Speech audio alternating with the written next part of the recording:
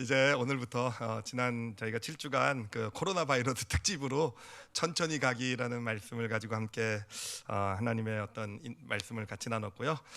이제 오늘부터는 다시 저희가 역사와 성경 시리즈를 했었는데 이제 계속 이제 진행을 하려고 합니다. 역사 성경 시리즈를 통해서 좀 우리 성도들이 물론 뭐 성경 역사를 잘 알고 계신 분도 계시겠지만 좀 새로운 측면에서 이렇게 역사를 좀 정립하는 시간, 또 성경의 역사를 좀 아직 잘 익숙하지 못하신 분들은 성경이 이렇게 역사적으로 흘러가는구나, 그런 좀 시야를 갖추는 그런 시간이 되지 않을까 생각을 합니다. 그러면서 그 가운데 역사 가운데 어떻게 하나님께서 역사하시는지를 함께 알아보는 그런 말씀. 지난 시간까지는요 저희가 그 애굽이란 제목으로 그 요셉의 이야기를 함께 나눴었는데, 오늘과 다음 주는 이제 애굽 중에서도 이제 모세를 가지고 함께 하나님의 말씀을 같이 생각해 보도록 하겠습니다. 먼저 그 요셉을 좀 생각을 해보면은요, 요셉은 뭐 우리가 나눴듯이 요셉은 그 애굽의 위대한 총리죠. 정말 애굽의 무슨 지금 우리식으로 생각하면 조선시대라고 한다면 마치 뭐 세종대왕이나 아니면 뭐 이순신 장군급이라고 생각하시면 될 것 같아요. 그만큼 큰 애굽에 영향을 미쳤던 그런 총리가, 그러니까 왕보다 훨씬 더 유명했던 총리가 요셉이었다라고 보시면 되겠습니다. 그런데 이제 요셉의 이야기가 창세기에서 끝나고 이제 출애굽기에서 이제 출애굽기가 시작하게 되는데, 여전히 이제 애굽의 이야기가 진행이 되게 되는데, 그 출애굽기 1장을 보면 좀 이상한 그 성경 구절이 하나 나옵니다. 어떤 구절이냐면은 1장 8절인데요. 출애굽기 이렇게 말합니다. 요셉을 알지 못하는 새 왕이 일어나 애굽을 다스리더니라고 얘기를 해요. 요셉을 알지 못하는 새 왕이 일어났다. 이거 좀 이상하지 않습니까? 그렇게 뭐 이순신 장군급이고 세종대왕급이면 어떻게 요셉을 모르는 왕이 일어날 수가 있습니까? 그 가능성은요 제가 뻥을 친 거죠, 그렇죠? 그 요셉이 그렇게 유명하지 않았을 수 있는 거죠, 그렇죠? 근데 그런 것이 아니라 여기서 말하고 있는 요셉을 알지 못하는 새 왕이 일어났다는 의미는 뭐냐면은 요셉이 그 총리였을 때 어떤 왕조가 있었잖아요. 그 왕조가 무너지고 새로운 왕조, 그러니까 그 전 왕조는 힉소스 왕조라 그래서 외래 왕조라 그랬죠. 아시아 북쪽에서부터 쳐들어온 아시아 왕조였는데 그 아시아 힉소스 왕조가 쫓겨나가게 되고 새로운 왕조, 그러니까 애굽에 토착 새로운 왕조가 세워지게 되었다라는 거. 그러니까 지식적으로 요셉을 모른다는 것이 아니라 요셉은 힉소스 왕조 사람이잖아요, 그렇죠? 그러니까 요셉과 관력이 꾀가 없는 토착 왕조가 세워졌다라는 의미가 되는 것입니다. 자, 이렇게 보면은 우리가 또 하나 이해할 수 있는 것이 생기게 되는데, 그게 뭐냐면은 출애굽기에 딱 들어와 보면은 이스라엘 민족이 애굽의 노예가 되어 있는 것을 보게 돼요. 왜 갑자기 노예가 됐을까요? 원래부터 노예 아니었잖아요, 그렇죠? 요셉 당시에 애굽에 왔을 때는 얼마나 대접을 잘 받습니까? 가장 또 비옥한 땅도 받고 어떤 독립적으로 살아갈 수 있는 그런 민족이었는데, 이 출애굽기에 들어와 보니까 갑자기 노예가 돼 있는 모습을 보지 않겠습니까? 왜 그런 일이 일어났을까? 이 왕조가 바뀌었다라는 걸 생각해 보면 여러분 쉽게 이해가 돼요. 여러분 그 힉소스 왕조 가운데서 이스라엘 백성들이 들어왔을 민족이 있었을 때는요, 이스라엘 민족은 힉소스 왕조랑 똑같이 아시아 출신이고, 또 요셉이 힉소스 왕조랑 얼마나 가깝습니까, 그렇죠? 그러니까 그 안에서 아주 힉소스 왕조랑 친한 민족이었는데 이 토착 민족이 힉소스 왕조를 쫓아냈단 말이에요. 그런데 보니까 이 이스라엘 민족이 남아 있는 거예요. 그것도 인원을 보니까 뭐 60만이나 된대요. 60만이나 되는 어마어마한 인원이 남아 있는 겁니다. 자, 그러면 이 토착 왕조 입장에서는 이 이스라엘 민족을 딱 볼 때 이스라엘 민족이 어떻게 보이겠습니까? 이 민족이요, 예를 들면은 힉소스 왕조가 지금은 쫓겨나 있지만 만약에 다시 힘을 얻어서 쳐들어온다고 한다면 요 이스라엘 민족이 누구 편 들 것 같으세요? 힉소스 편 들 것 같지 않습니까? 같은 그쪽에서 총리도 하고 하여튼 그쪽 아시아 같은 그 족속 출신이니까 그렇잖아요. 그러면은 이 이스라엘 백성도 같이 쫓아내야 되는데 그런데 이 60만이라는 어마어마한 노동력이란 말이에요. 지금 이 애굽 땅의 경제의 아주 큰 부분을 차지하고 있는 이 민족이란 말이에요.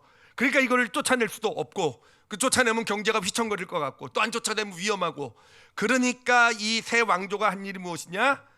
쫓아내지 않고 이 이스라엘 민족을 뭘로 만듭니까? 노예로 만들어 버린 거예요. 아무 교육도 못 받게 만들고, 뭐 무기나 뭐 이런 것도 아무것도 소유하지 못하게 만들고, 너희들 노예가 돼서 그냥 건물 짓는데 벽돌이나 쌓아라. 노예로 만들어서 경제력을 유지하게 한 것이고, 그러면서 또 하나 한 정책이 뭐였는가? 60만의 노동력은 이때 더 번성하면 안 되니까 이스라엘 민족 중에서 아들이 태어나면 다 어떻게 해버리라고요? 다 죽여버리라고 그래요. 더 이상 번성하지 못하게 이 정도 노동력이면 됐으니까 더 힘이 세지면 곤란하니까 아들은 다 죽여버려라, 이런 정책을 세우게 된 것입니다. 자, 그때 태어난 인물이 누구냐면은 등장한 인물이 모세가 되는 거예요. 모세. 이 부모가 모세가 딱 태어났을 때 보니까 이게 정말 자기 아들을 죽일 수가 없는 거예요. 그러다가 고민하다가 어떻게 되게 되냐? 애굽 그 나일강에 가가지고는 이 그 갈대로 뭐죠? 이 뭘 만들죠? 바구니, 하여튼 뭔가 바구니 같은 걸 만들어 가지고 애를 거기다 담아 가지고는요 나일강에 띄워보내게 돼요. 근데 그 밑에 마침 누가 있었습니까? 애굽에 공주가 있었어요. 마침이었는지 그 아빠가 엄마가 노린 건지는 잘 모르겠어요. 그렇죠? 노렸을 것 같기도 해요. 그렇죠? 마침 공주가 목욕하는 시간을 딱 알아가지고는, 왜냐면은 그렇잖아요. 그 가족 중에 누나인가요? 뭐 하여튼 뭐 이렇게 가족이 공주를 시종 들고 있었으니까 아마 공주가 나오는 시간을 알지 않았을까.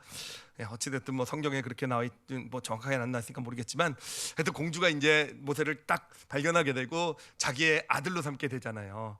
근데 여러분, 이게 정말 놀라운 게 뭐냐면은 공주의 아들이 된 것도 참 놀라운 거지만, 그 당시 어떤 전승에 따르면은요, 그 모세를 건져내서 양아들을 삼은 그 공주가요, 나중에 애굽의 파라오가 됐대요. 바로가, 왕이. 그러니까 여자 파라오가 있었던 그 시기로 역사가들은 보고 있습니다. 그러니까 모세는요, 단순히 어떤 한 공주의 그냥 양아들이 아니라 명실부상한 파라오의 아들이 되는 거예요. 게다가 성경의 전통에 따르면 모세가 그렇게 뛰어났다 그러죠, 그렇죠? 아주 머리도 좋고 훈련도 뭐 하여튼 굉장히 아주 탁월한 왕자였다라고 하고 있습니다. 자, 그러니 그곳에서 애굽의 왕자로서 40년을 모세가 지내게 되는데, 여러분 어떻습니까? 정말 하나님께서 모세를 정말 기가 막히게 준비하신 거 아니겠습니까? 이 40년을 왕자로 자라나게 함으로써 애굽의 그 최고의 교육을 받게 만든 거예요.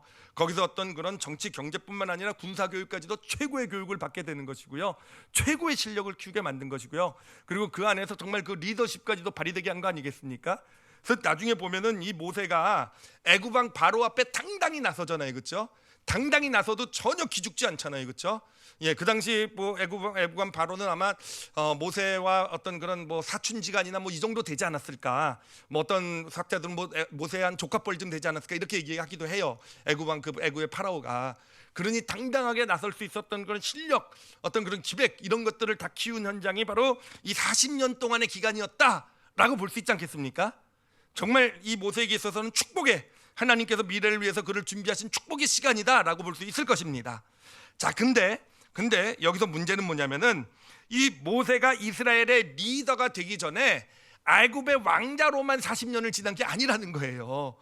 그 40년 지나고 나서 리더 모세는 나름 그래도 내가 준비됐다, 이스라엘 백성들을 이끌 수 있는 실력과 모든 걸 갖췄다 생각해서 이스라엘 백성들에게 갔지만 어떻게 됩니까?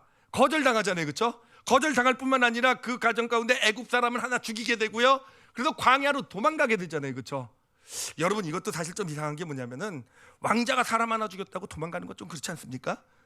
그렇잖아요. 그 당시 아주 절대적 신분 사회고요, 이 왕의 가문하면은 뭐 선택받은 특별한 신의 가문인데, 백성 하나 죽였다고 모세가 도망간다. 근데 이것도 사실 역사적인 배경으로 보면 이해가 좀 되는 게, 지금 현재 파라오가 된 인물은요, 아마 모세의 어머니야 뭐 사촌쯤 되는 인물이었다고 생각이 돼요. 그럼 이 지금 파라오가 볼 때 모세는요 어떤 존재입니까?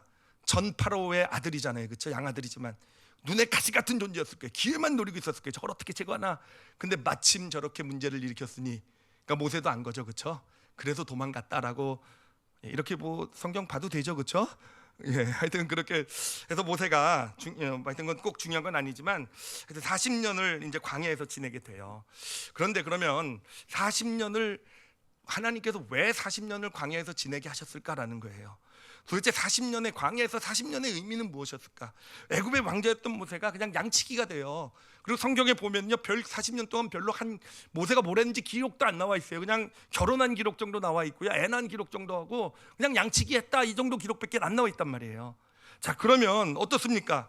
이 40년이라는 기간, 애굽의 왕자로서 40년의 기간은 모세에게 정말 놀라운 축복, 정말 그가 이스라엘의 위대한 리더로 세우시기 위해서 하나님께서 준비한 시간이었다고 한다면 광야에서 40년 동안은 어떤 시간이라고 볼 수 있겠습니까? 이거를 사자성어로 뭐라고 얘기할 수 있습니까? 네 글자로 허자로 시작하는데요, 사자성어 아닙니까? 허송세월 혹시? 저는 사자성어라고 생각을 했는데 아닐지도 모르겠다는 생각이 문득 드네요. 하여튼 어찌됐든 네 글자예요. 허송세월. 그렇죠? 40년 동안 정말 그 왕자였던 사람이 정말 그냥 양이나 치면서 그냥 광야에서 떠돌아다니는 허송세월을 지낸 게 아니겠느냐 하는 겁니다. 아니겠느냐? 아니요, 그렇지가 않아요. 정말 이 광야 40년 동안을 지내게 하신 하나님의 놀라운 섭리가 있습니다. 정말 놀라운 섭리가 있는데 제가 바로 그 놀라운 섭리를 이 시간 좀 설명을 해드리려고 해요. 두 가지 사건을 통해서 40년 동안 목자를 양치기를 했던 그 시간의 의미가 무엇인지를 같이 좀 나눠보도록 할게요. 첫 번째 사건은 뭐냐면은 오늘 우리가 함께 읽은 본문입니다. 이 본문을 보면은 이제 모세가 이스라엘 백성을 이끌고 이제 애굽에서 빠져나오잖아요, 그렇죠? 그래서 시내 광야에 들어가게 돼요. 근데 시내 광야 사흘길을 갔는데 물이 없습니다. 물이 없으니 이제 백성들이 그냥 불평하기 시작하죠. 그냥 물 좀 없으면 그냥 뭐 얼마나 정말 목이 곧은 정말 조금 힘들고 어려워도 거의 우리 수준이죠, 불평하는 게, 그렇죠?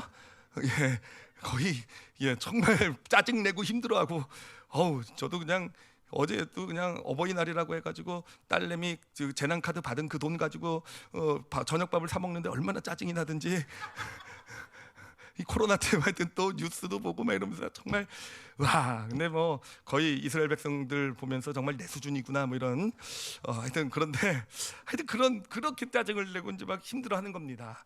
그때 모세가 어떻게 합니까? 하나님 앞에 무릎 꿇잖아요. 기도하잖아요, 그렇죠? 기도를 하니까 하나님께서 저기 나뭇가지를 보이느냐 나뭇가지를 꺾어다가 그때 어떤 일이 이루어졌냐면 그 전에 있었던 일이죠. 막 힘들어하는데 마치 물을 발견하죠, 그렇죠? 물을 발견하게 돼요. 샘을 발견하게 돼요. 그래가지고 그냥 이스라엘 백성들이 가가지고 샘이다 해서 가서 물을 먹어봤는데 물이 어떤 물이었습니까? 사람이 먹지 못한 쓴물이었어요. 왜 그러냐면은 거기 그 시내 광야, 그 광야 지역이요, 바닷가 근처입니다. 다 바닷가 근처기 때문에 샘들이 좀 있어도요, 그 샘들 가운데서는 바닷물에 오염된 샘들이 있어요. 바닷물과 섞인 그런 샘들은 쓴물이 돼가지고는 사람이 짐승들이 먹지 못하는 물이 되는 것이죠. 그러니까 마침 가가지고 물이 있어서 먹었는데 그게 바로 바닷물과 섞인 그런 오염된 쓴물이었던 거죠. 그러니까 백성들이 그냥 불평하고 그냥 뭐 거기다 쓴물까지 먹었으니 얼마나 원망을 했겠습니까? 그러자 이 모세가 하나님을 향해 그냥 막 부르짖게 되고, 그러자 하나님께서는 저기 나뭇가지가 보이느냐? 그래서 나뭇가지 딱 보니까 그러면 나뭇가지를 꺾어다가 물에 던져라. 그래서 물에 딱 던졌더니 물이 갑자기 어떻게 됩니까? 쓴물이 단물로, 먹을 수 있는 물로 바뀌어가지고 이스라엘 백성들이 다 먹었다라고 되어 있잖아요. 자, 여러분 근데 여러분 한번 이 이야기를 한번 잘 생각해 보세요. 여러분 이런 이야기를 딱 들으면 어떤 생각이 드십니까? 지금 제가 이 성경의 이야기를 설명해 드렸는데 어떤 생각이 드십니까? 아마 네 가지 정도 반응이 여러분에게 있지 않을까 생각이 들어요. 첫 번째 반응은 아멘 하시는 분일 거예요, 그렇죠? 아멘, 하나님께서 역사하셨습니다. 나는 어느 쪽에 해석하는지 한번 잘 보세요. 아멘이라는 반응이 있으실 거고요. 두 번째로는요, 분명히 이 중에 계세요. 그런 말도 안 되는 얘기 성경에 정말 말도 안 되는 얘기다. 성경은 늘 그런 이야기만 쓰여 있어. 뭐 이렇게 반응하시는 분, 저는 말도 안 되는 이야기. 아마 세 번째 반응은요, 이런 반응이 아닐까 생각합니다. 그때는 그런 일이 있었을지 모르지만 그런 일이 지금에야 일어나겠냐? 그런 반응이요, 그렇죠? 그건 뭐 모세니까 그냥 모세 당시에 그냥 뭐 모세는 특별했나 보지, 뭐 하나님께서 그래서 나뭇가지 가르쳐 주시고 던지면 뭐 단물이 되었나 보지. 근데 뭐 지금 그런 일이 나타나겠습니까? 우리가 기도한다고 하나님이 나무 보여주시고 나무를 갖다 뭐 물에 던진다고 못 먹던 물이 뭐 바이러스가 없어지고 막 이러겠습니까? 아니잖아요, 그렇죠? 그 세 번째 반응이세요, 그렇죠? 그 네 번째 반응은요, 그냥 전혀 관심 없는 분 계세요, 여기에 지금요. 뭐라고 얘기하든지 뭐 나야 뭐 별 상관없다. 1, 2, 3, 4 중에 여러분 어디에 해당되십니까? 4번에서 많이 웃으셨어요. 1, 2, 3, 4 중에서 어디에 해당되십니까?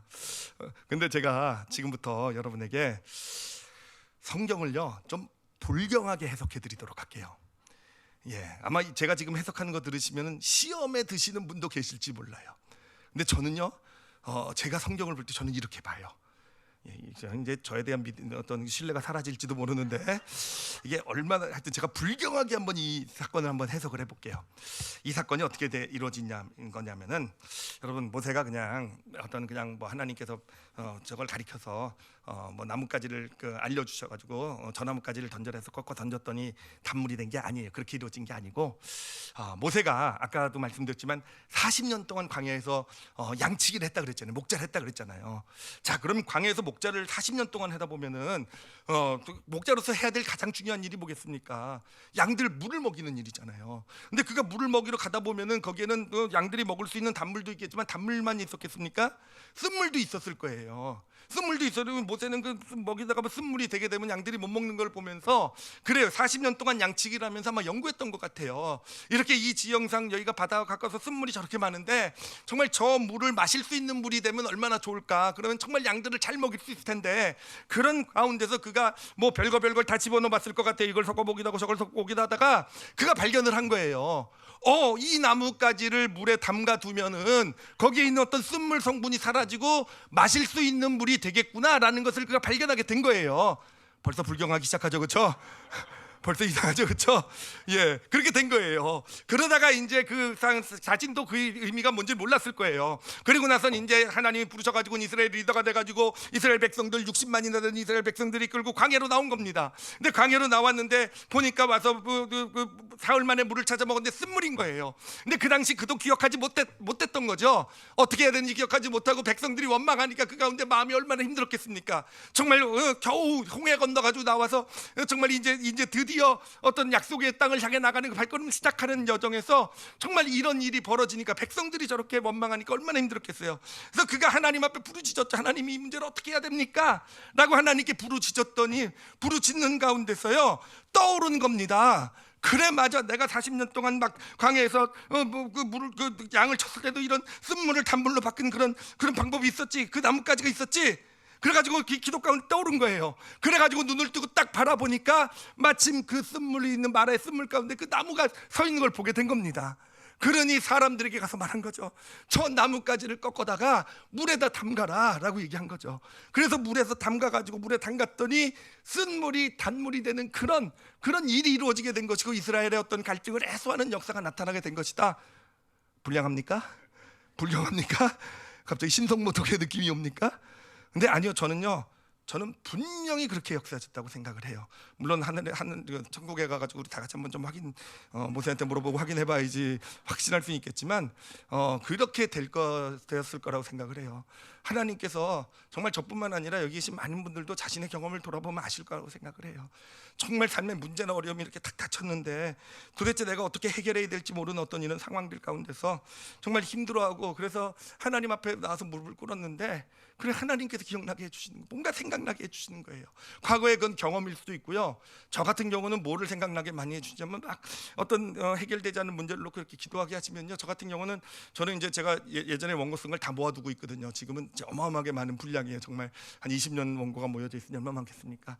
하나님께서 생각나게 하신 거예요. 13년 7개월 31일 전에 뭐 그렇게까지는 아닌데 분명히 이거에 대해서 하나님께서 깨닫게 해주신 뭔가 주신 것이 있겠다. 그러면 이제 그것을 예를 들면 또는 책에서 생각나기도 해요.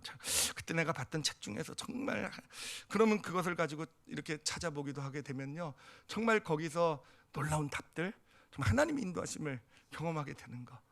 그래요. 제가 그런 예를 들어서 그렇게 어떤 정말, 그래서 하나님께서 그렇게 아까 기도하면서 그렇게 깨달음이 들어서 그때 내가 뭔가 썼던 원고 중에 뭐가 있었지 해서 찾았다고 생각을 해보세요. 그래서 그걸 가지고 제가 여러분에게 설교를 한다고 생각을 해보세요. 어떻게 설교하겠습니까? 제가 워낙 머리가 좋아가지고 13년 7개월 전에 일이 생각나가지고 그것을 가지고 지금 말씀드리는 겁니다. 이렇게 설교 안 해요, 그렇죠? 뭐라고 얘기하십니까? 기도하는데 하나님께서 깨닫게 해주셨다고, 하나님께서 기억나게 해주셨다고, 알게 해주셨다고. 그래, 성경은 그렇게 기록하고 있는 거예요. 하나님께서 모세가 기도하는데 하나님께서 그 나뭇가지를 꺾어서 던져라. 그래요. 바로 저는 하나님께서 바로 이 모세, 그냥 단순히 그냥 뭐 갑자기 그냥 모세도 전혀 모르고 그냥 뭐 이런 가운데서 그냥 갑자기 놀라운 정말 마술 같은 일을 행하게 하신 것이 아니라 기도 가운데 광야의 경험을 사용하셔서 모세로 그것을 기억나게 하시고 그것을 가지고 사용하게 하셔서 그런 쓴물을 단물로 바꾸신 하나님의 역사를 나타내 보신 것. 그래, 어떻게 보면 과학적인 그냥 일어날 수 있는 일이지만 모세의 눈에는 뭡니까? 하나님이 하신 일이 되게 하는 것. 이게 성경에서 하나님이 일하시는 그 대부분의 하나님의 일하심의 원리가 바로 이렇다라고 저는 믿습니다. 제가 한 가지 사건만 더 또 나눠보도록 할게요. 두 번째 사건은요, 이것도 광야에서 나타난 유명한 사건이에요. 바위를 쳐가지고 물을 낸 사건입니다. 근데 그때 모세가, 그때도 백성들이 막 목말라 했을 때 바위를 쳐서 물을 내는데 이 바위에서 나온 물이 어마어마한 양이었어요.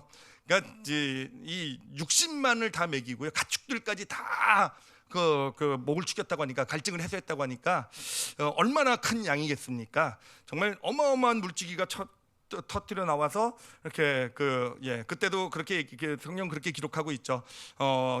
백성들이 정말 목말라서 원망하고 있을 때 하나님 앞에 기도했더니 하나님께서 바위를 가리치면서 저 바위를 쳐라 그랬더니 모세가 가서 쳤더니 바위가 해서 물이 터져 나왔다, 이렇게 돼 있잖아요.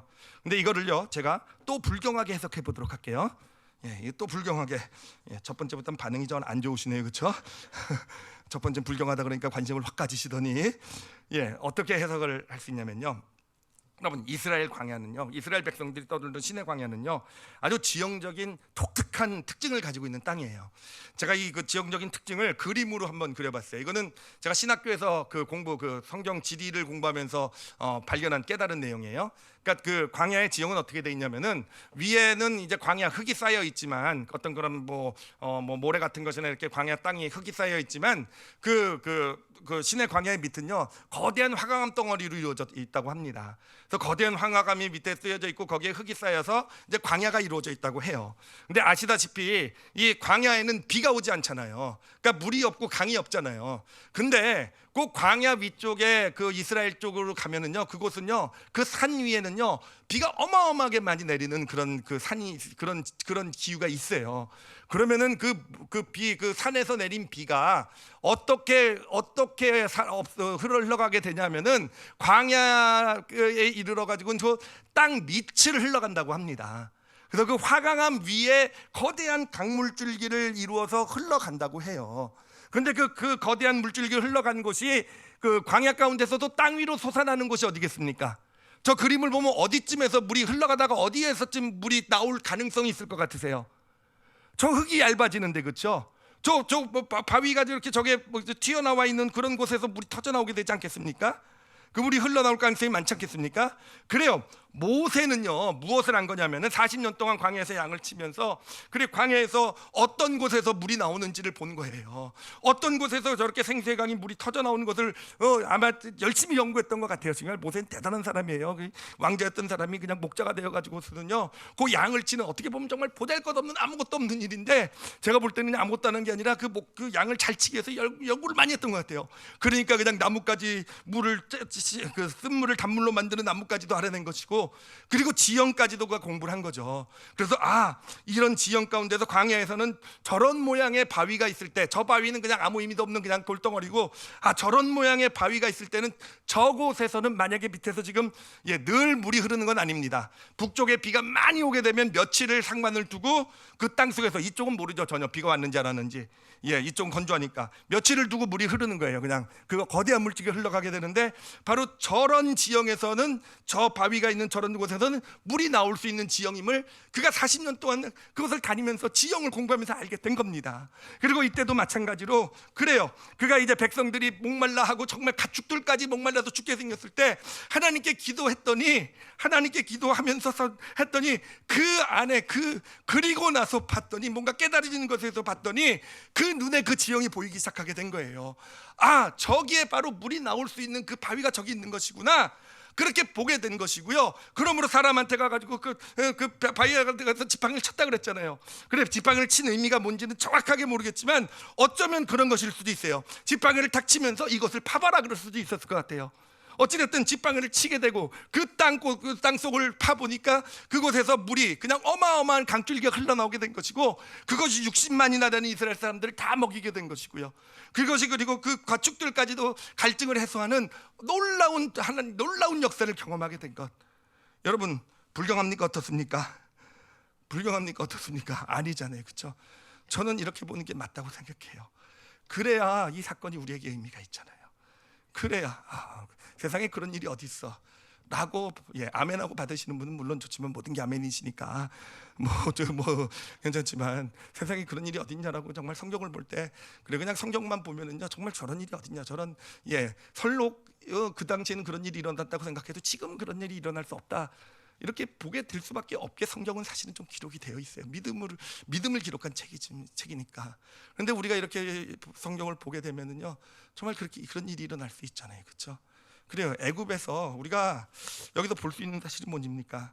애굽에서 40년 지낸 기간이 모세에게도 정말 소중한 어떤 그 최고의 학문을 배우고 군사 기술을 배웠던 정말 소중한 기간이었다고 한다면 그 광야에서 40년도요 그에 못지않게 아니요 제가 볼 땐 더 소중한 기간이었던 것 같아요.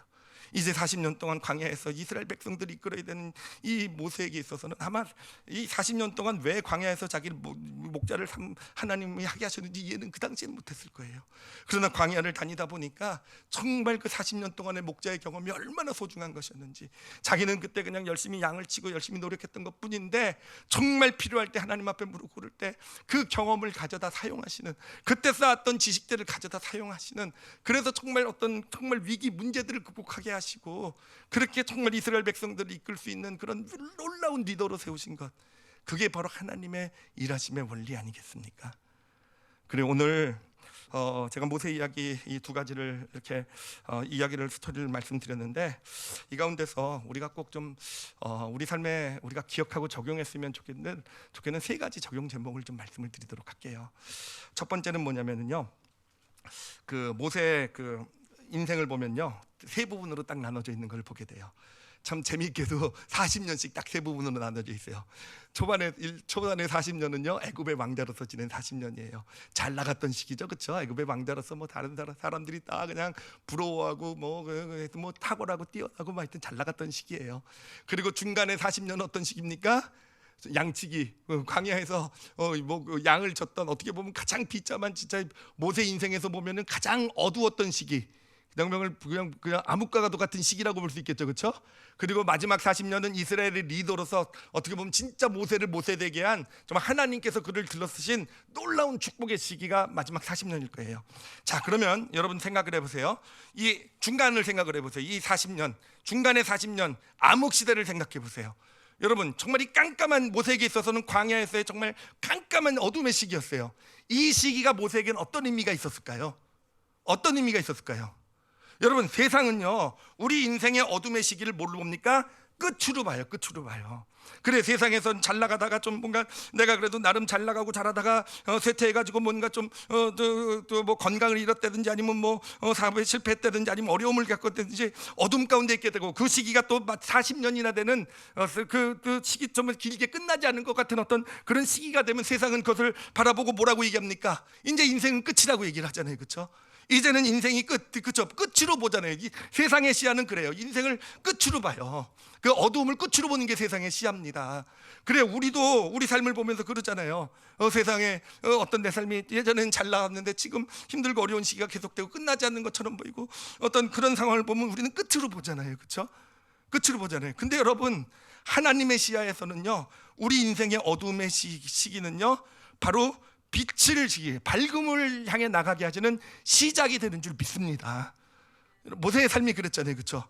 그렇잖아요. 우리가 모세의 삶을 80년만 떼놓고 보면은 잘 나가던 왕자였던 모세가 끝난 그 인생이 시들어간 시기라고 볼 수 있잖아요. 그렇지만 120년이라는 시기로 놓고 보면 어떻게 됩니까? 하나님께서 놀랍게 들어쓰시기 위해선 준비하신 시작의 시기라고 볼 수 있지 않겠습니까? 그러므로 여러분 우리 믿음의 사람들은요 어두움을요 시작으로 보실 수 있어야 돼요. 그냥 이론적으로 아니라 여러분 이 시간 믿음으로 받아 가지시기 바랍니다. 세상은 끊임없이 어두움을 끝이라고 얘기를 해요. 어두움은 끝이다라고 얘기를 해요. 근데 하나님의 시야는요 어두움은 시작이에요. 성경의 개념은요 모든 것이 여러분 하루라는 개념을 볼 때도 우리는 그냥 24시간 하루를 쉽게 24시간 하루로 보지만 성경은 24시간을 하루로 보지 않아요. 성경의 원래 하루의 개념은 뭐냐면은 어두움으로 시작을 해서 밝음까지 오게 되었을 때 하루로 얘기를 해요. 하나님 창조에서도 보면은요 저녁이 되고 아침이 되니 어둠 가운데 있다가 밝음으로 세상이 오게 됐을 때 24시간 이런 개념이 하루가 아니라는 거예요. 하나님의 어떤 역사하심은요 어두움 가운데서 시작돼서 밝음까지로 인도하시는 게 하나님의 역사하심이고 그거를 가지고 하루라고 얘기하는 게 성경의 개념입니다. 그걸 24시간을 하루로 개념으로 만든 것은요, 그 저 먼 후의 일이에요. 하나님의 어떤 그런 섭리를 보면서 어둠 가운데 빛. 그래서 이스라엘 백성들은 아직도 하루가 저녁에 시작해서 아침이 되고 제일 밝을 때 하루가 끝나잖아요. 어찌됐든 그래요. 하나님의 성경의 개념은 그래요. 어두움은 시작이고요, 밝음이 끝이에요. 그러므로 우리 삶 가운데 어두움이 있다고 한다면, 어두움 가운데 있다고 한다면 여러분, 그 시기는요, 지금 삶이 어려움이 어두움 가운데 있다고 하는 그 시기는요, 여러분 시작으로 보시기 바랍니다. 그래요. 이미 모세 생각해 보세요. 40년 잘 나가다가 40년 어둠. 여러분 앞에 40년 잘 나가고 지금 힘든다고 하면은요, 다 끝이라고 생각하잖아요. 아니요, 여러분 시작인 줄 믿습니다. 요즘 유행하는 것 중에 하나가 라떼죠, 라떼. 그렇죠? 라떼가 뭔지 아시죠, 그렇죠? 요즘 저도 맨날 딸내미한테 빈잔 맞는 게 뭐냐면, 아빠는 라떼를 너무 찾는다고. 무슨 얘기인지 아시죠, 그렇죠? 옛날에는 왕년이라는 표현을 많이 썼잖아요. 왕년에 내가 이런 표현 많이 썼는데 요즘은요, 라떼. 라떼는 그랬다는 거죠, 그렇죠? 여러분, 왜 제가 생각을 해봤어요. 왜 제 입에서 라떼, 자꾸 라떼를 찾는가? 제가 물론 커피를 좋아해서 라떼를 찾기도 하지만 왜 라떼, 딸내미 앞에서 왜 라떼는 얘기를 맨날 하는가? 그 심리를 봤더니 지금 내 삶이 시들어가고 있다고 보기 때문에, 내 지금 삶이 지금 어두움 가운데 있을 때 자꾸 라떼를 찾는 이유는 이것을 끝으로 보기 때문에 자꾸 과거 라떼를 찾는 거 아니겠습니까? 우리 성도들은 라떼 찾지 마시기 바랍니다. 라떼는 커피점에 가서만 드세요. 그렇죠? 내 입에서 자꾸 라떼는 이랬고 라떼는 저랬고 얘기를 나오는 것은요, 지금 내 삶을 끝으로 보고 있다는 거예요. 이제 내 삶은 이대로 시들어가는 시기라고 보고 있는 거예요. 여러분, 전혀 믿음 없는 이야기입니다. 하나님의 시야는요, 어두움이 뭐라고요? 시작이에요. 그렇죠? 우리 가정 가운데 물질적으로 의미 있습니까? 아니요, 하나님께서 물질의 축복을 주시기 위해서 준비하는 시기로 주신 거예요. 이 시기를 잘 준비하시면 놀라운 축복이 될 거예요. 그렇죠? 우리 어떤 건강에 지금 문제가 생겼습니까? 잘 고쳐지지 않고 지금 힘듭니까? 여러분, 이제 나의 건강은 끝이다, 이대로 내 건강은 끝날 것이다. 아니요, 여러분, 하나님의 방법은 그렇지 않아요. 이 건강 가운데서 지금 이 시기를 시작으로 보고 믿음으로 서면 건강의 축복을 주는 밝음 가운데 들어선 시기가 반드시 임하게 될 줄 믿습니다. 그래, 우리 자녀가 지금 굉장히 힘들고 어려운 시기를 보내고 있습니까?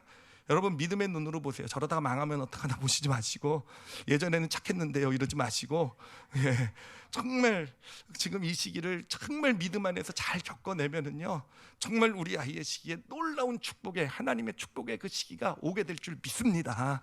근데 여기서 두 번째로 봐야 될 것은 뭐냐면은요, 그러므로 우리 삶 가운데 쓸데없는 일은 없다라는 거예요. 우리 삶에 이루어지는 일, 특히 잘 나갈 때뿐만 아니라 어둠 가운데 있을 때, 광야 가운데 있을 때 우리 삶 가운데 있는 일들이요, 쓸데없는 일이 하나도 없다라는 거. 우리가 모세를 통해서 보는 거 아니겠습니까? 그렇잖아요. 정말 나뭇가지 하나 꺾어서 쓴물 단물로 만드는 거 아무도 주목해 보지 않는 일이었을 거예요. 그 뭐 요즘이나 뭐 해외 인터넷에 올라갈 수 있을지 모르지만 그 당시 누가 그런 걸 뭐 주목해 보겠습니까? 그래요. 바위에서 물이 솟아나는 거 뭐 그런 걸 공부하는 거 아무도 주목해 보지 않을 것이고, 그 일을 통해서 뭐 양이나 물 먹일 수 있지 뭐 그걸 가지고 뭐 특별한 일을 이룰 수 있는 일도 아니었을 거예요. 근데 여러분, 저는 오늘 모세를 묵상하면서 정말 감동이 됐던 게 뭐냐면은, 모세가 하나님 앞에 쓰임 받을 수 있었던 이유가 저기 있었구나. 그냥 애굽에 정말 뛰어난 왕자였기 때문에 하나님이 단순히 쓰신 것이 아니라, 광야 40년 동안에 어떻게 보면 왕자였던 모세가 광야에서 그냥 몇 마리 양만 치고 있단 말이에요. 그럼에도 불구하고 자신의 맡겨진 일을 얼마나 열심히 해요. 정말 양의 물을 물을 먹기 위해서 쓴물을 단물로 바꾸기 위해서 그 노력하는 그 모세의 모습, 정말 지형을 연구해 가지고는 어디서 그 강물이 터져 나오는지를 연구할 수 있었던 그 모세의 모습, 하나님께서는요, 모세 그런 모습을 보시고 들었으신 것 같아요. 정말 광야에서도 그렇게 열심히 살아냈던. 그래, 여러분 어둠 가운데 계십니까? 지금 삶이 힘들고 어렵습니까? 그래, 예전에 비하면 내 삶이 정말 보잘것없는 아무것도 아닌 것처럼 느껴지십니까? 아니요, 이 일에 정말 열심히 살아내시는 저와 여러분이 되시길 바랍니다.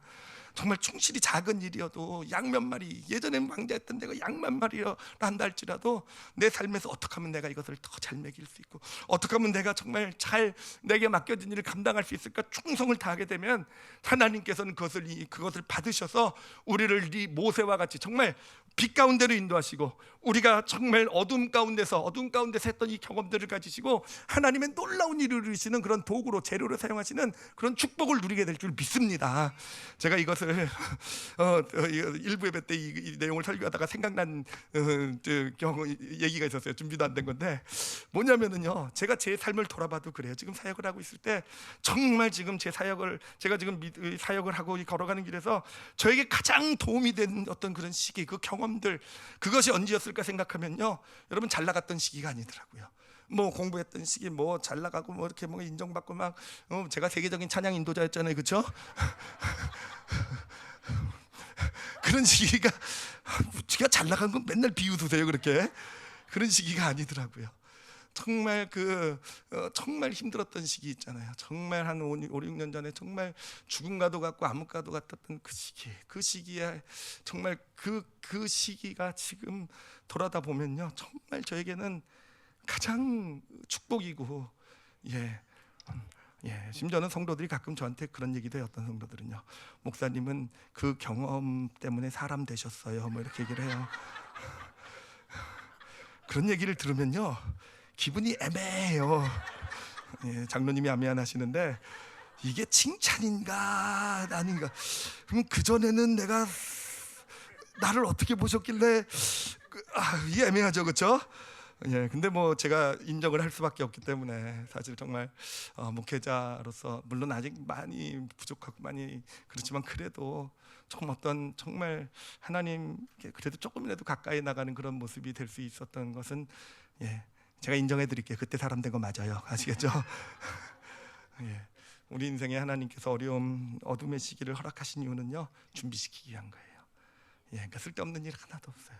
그때 경험했던 아픔들, 힘들었던 일들, 정말 견디기 어려웠던 가운데 하나님께 부르짖었던 것들, 그 가운데서 정말 신랑 같은 빛이었는데 그 빛을 바라보면서 나갈 수 있었던 그 경험들, 정말 좁은 길로 가려고 정말 애쓰면서 그렇게 정말 그런 선택을 내렸던 이런 하여튼 그 당시의 경험들이 진짜 우리 삶을 정말 하나님께서 빛으로 인도하셨을 때 정말 그것을 축복으로 만드시는 그런 재료들이 되어져 가는 줄 믿습니다. 그리고 세 번째로 우리가 오늘 말씀에서 좀 함께 꼭 기억하고 싶은 것은 뭐냐면은, 하나님의 일하심의 섭리에 대해서 우리가 생각을 좀 바로잡았으면 좋겠어요. 하나님은요, 도깨비 방망이가 아니세요. 갑자기 그냥 모세가 아무것도 안 했는데 기도하니까 나뭇가지가, 아무 의미도 없던 나뭇가지가 갑자기 신령한 나뭇가지로 바뀌어가지고 던졌더니 단물이 된 게 아니잖아요. 그래요, 그냥 아무 돌멩이나 행해서 하나님께서 치라고 하니까 그냥 치니까 그냥 돌멩이에서 갑자기 없던 물이 갑자기 만들어져 가지고는 물이 튀어나온 게 아니잖아요, 그렇죠? 하나님의 역사를 그렇게 요행으로 보지 않았으면 좋겠어요. 그리고 우리 크리스찬의 탁월함은요, 저는 바로 여기 있다고 봐요. 어둠의 시기 가운데서 우리가 준비된 것이요, 진짜 탁월함이 있다고 봐요. 하나님께서는 다 준비시켜 놓은 거예요. 하나님의 놀라운 일을 이루시기 위해서 준비해 놓으신 거예요. 밝은 가운데 있을 때는요, 사실은요 다 비슷해요. 예를 들면 자녀들이 공부를 한다, 밝은 가운데 열심히 공부하는 거는요, 사실은 뭐 머리 좋아야 되고 또 나름 재능이 있어야 되고요, 뭔가 하려면 이런 노력도 있어야 되고, 이건 경쟁이에요. 어떤 면에서 보면 세상 사람들과 우리 공평한 경쟁이라고 볼 수 있어요. 근데 정말 크리스찬으로서 자라나는 거의 축복이 뭔지 아십니까? 어둠 가운데 있을 때예요. 자라면서 사춘기 시기를 지내면서 얼마나 힘듭니까, 그렇죠? 누구나 다 반항도 하게 돼 있고 또 때로는 문제도 겪게 돼 있잖아요.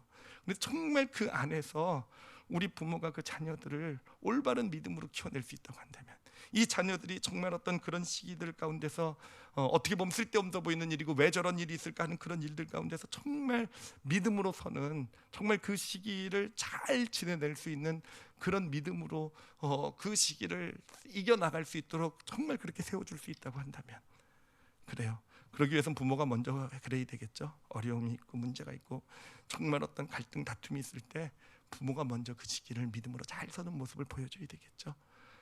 그게 우리 크리스찬의 탁월함이고 우리 자녀들의 탁월함이 될 줄 믿습니다.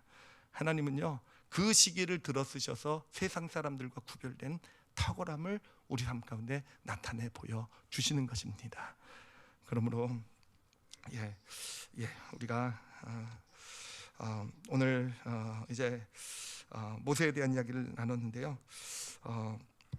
오늘 말씀을 이렇게 보니까 요즘 시기가 우리에게서는 전체적으로 좀 어둠의 시기가 아닌가라는 생각이 들어요. 다들 아주 힘드신 분들, 특히 재정적으로나 어떤 삶에서 많이 힘든 분들 계실 것이고, 또 교회 입장에서 보면 지금처럼 힘든 정말 생각들도 못했던 여러분, 저에게는요 공포가 있었어요. 공포. 뭐냐면은 주일 예배를 쓸 때마다 공포가, 제가 특히 이부 예배를 쓸 때마다요, 이 밑을 쳐다보고 앞을 잘 못 쳐다봐요. 무슨 공포가 있냐면은 딱 눈을 들어봤더니 성도가 하나도 없는 공포. 저는 근데 그게 제가 믿음 없고 가지고 평생 안 나타날 거라고 생각을 했는데 그게 하나님이 보여주신 환상이었던 것 같아요.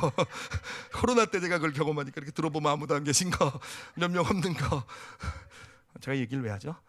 이 얘기를 하는 이유는 진짜 이 교회가 겪어오지 못한 그런 지금 어두움의 시기를 지나가고 있다고 봅니다. 근데 여러분, 이 시기를 우리 성도들도 그렇고 교회도 그렇고 정말 믿음으로 잘 서나가면 이 시기가 분명히 놀라운 축복의 재료가 될 줄 믿습니다. 이 시기에 모세가 그랬던 것처럼, 그래, 오늘은 좀 모세의 모습을 좀 마음에 담았으면 좋겠어요. 왕자의 모세가 아니라, 왕자로서의 모세가 아니라 광야에서의 모세의 모습을 마음에 담고, 정말 그가 나뭇가지를 꺾어서 물에 집어넣고 이 나무 저 나무 지형을 연구하면서 여기저기를 파보고 이런 모습들을 양치기를 하면서 그런 모습을 좀 담았으면 좋겠어요.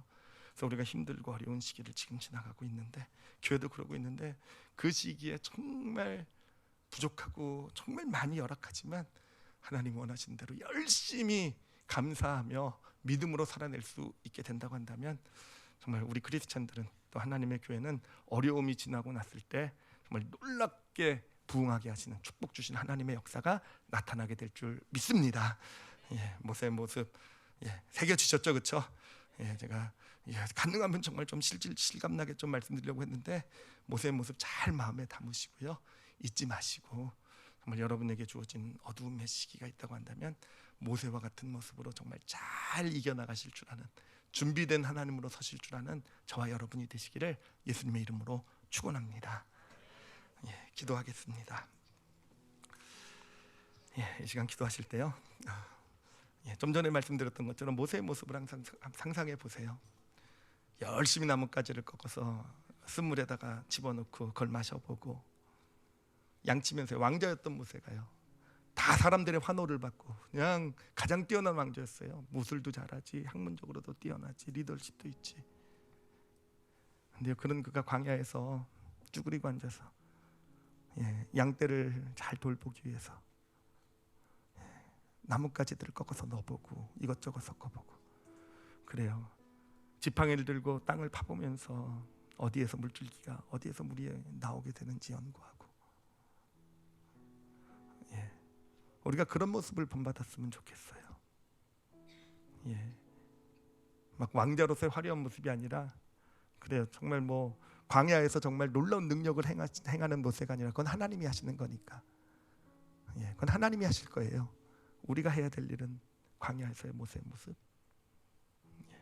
지금 만약에 어둠 가운데 있다고 한다면 그 모세의 모습을 영혼에 담으시고 그렇게 믿음의 길을 가시기로 결심하시기 바랍니다. 건강의 어려움 가운데 있습니까? 하나님께서 분명히 축복하실 거예요. 그러면 건강에 속지 마시고요, 건강의 어려움에 속지 마시고 믿음으로 하나님 앞에 해야 될 일들을, 지금 이 부족한 건강을 가지고 무엇을 할 수 있을지 최선을 다하시면 되는 거예요. 물질의 어려움이 있습니까? 그래요, 하나님께 그 어려움도 감사하면서, 부족하지만 정말 가진 거 없지만 그래도 이것을 가지고 내가 어떻게 그래도 이 물질을 올바로 하나님 원하시는 대로 내가 주시는 것을 쓸 수 있을까? 그래서 자녀가 지금 힘들고 어려운 시기를 보내고 있습니까? 그럴 때일수록 우리 부모의 역할이 중요하잖아요. 믿음의 모습을 보여줘야 돼요. 어려울 때 감사할 줄 아는 모습, 정말 힘들고 고난의 시기에 오히려 정말 하나님 앞에 하나님을 신뢰하며 그렇게 하나됨을 이뤄가는 믿음의 모습들을 보여줘야 될 때잖아요. 그렇게 쓰세요. 그렇게 자기네 삶의 모습을 보면서 그렇게 서기로 하나님 앞에 그런 결심의 고백을 하나님 앞에 이 시간 올려드리시길 바랍니다. 그러면서 어둠은 시작입니다 라고 고백하세요. 어둠은 시작입니다 라고. 그리고 내 주어진 삶에 열심히 살아가겠습니다. 어둠이어도 하나님 신뢰하며 모세처럼 서겠습니다. 우리 다 같이 오늘 말씀 놓고요, 자신을 위해서, 자신의 삶을 위해서 함께 통성으로 기도하시겠습니다. 하나님 아버지 감사합니다. 하나님 아버지, 어둠이 시작이라는 당신의 그 진리의 말씀을 이 시간 우리 성도들 영혼 가운데 새겨 주셨는 줄 믿습니다. 하나님, 모세의 모습이 그 진짜 믿음이 무엇인지를 깨닫게 해주셨는데 하나님 그것을 우리 영혼 가운데 새겨주셨는 줄 믿습니다. 하나님 우리 성도들에게 믿음 주십시오. 하나님 소망을 잃은 성도들이 있습니까? 이제는 끝이라고, 이제는 점점 쇠하여 간다고 생각하는, 아니요, 결코 그렇지 않을 줄 믿습니다. 믿음 주십시오. 모세가 그랬던 것처럼 80에도 하나님 양떼를 열심히 치면서 물줄기를 찾아 헤맸던 이 모세의 모습을 하나님 영혼에 담게 해주시고, 하나님 나이가 우리에겐 의미가 없는 줄 믿습니다. 하나님 지금 내가 할 수 있는 일들로 정말 열심히 하나님 섬기며 또 나에게 맡겨진 일 감당하는 그런 믿음의 사람들로 세워지는 우리 성도들 되게 하여 주시옵소서. 아버지 그럴 수 있을 때 지금 이 시기가 하나님 축복을 향한 준비의 시기가 되었음을 보게 될 줄 믿습니다. 하나님 지금 어려운 가운데 있는 성도들 한 영혼의 마음도 지켜주셔서 아버지 믿음 주십시오. 하나님 말씀 들었으니 온전한 믿음 되게 해주시고 하나님 그러므로 믿음으로 살아내는 우리 성도들 되게 하여 주시옵소서. 이제 또 세상에 나가면 눈에 보여지는 것을 통해서 우리를 자꾸 주저앉히려고 할 것입니다. 하나님 흔들리지 말게 해주시고 지금 이 어두움의 시기가 내 삶의 시작의 시기다 라고 믿음으로 붙들게 하여 주시고 주어진 일 작은 일이라도 충성을 다하는 우리 성도들의 삶 되게 하여 주시옵소서. 하나님 그리고 무엇보다도 우리 자녀 세대에게 올바른 믿음을 가르치길 원합니다. 하나님의 사람의 참된 경쟁력은 어두움 가운데서 우리에게 주어지는 줄 믿습니다. 아버지 우리 자녀들에게 정말 이 시기 지금 어려웠다고 하면 어려울 수밖에 없는 이 사춘기의 이런 시기들을 정말 믿음으로 잘 서는 법을 가리키는 그런 축복의 시기로 만들어가게 하여 주시옵소서. 하나님 감사합니다. 무엇보다도 우리 올리브교회가 지금 이 시기를 믿음으로 서게 하여 주시니 감사합니다. 우리가 믿음으로 더 기도하고 더 사랑하고 더 섬기며 하나님 앞에 서게 될 때 이 코로나 사태는 지나가게 될 것이고 하나님 우리 교회를 정말 놀랍게 들어쓰시는 당신의 역사가 시작될 줄 믿습니다. 하나님 그 길을 위해서 그 소망 바라보며 함께 나가는 저희들 되게 하여 주시옵소서. 아버지께 감사드리며 예수님 이름으로 기도드렸사옵나이다. 아멘.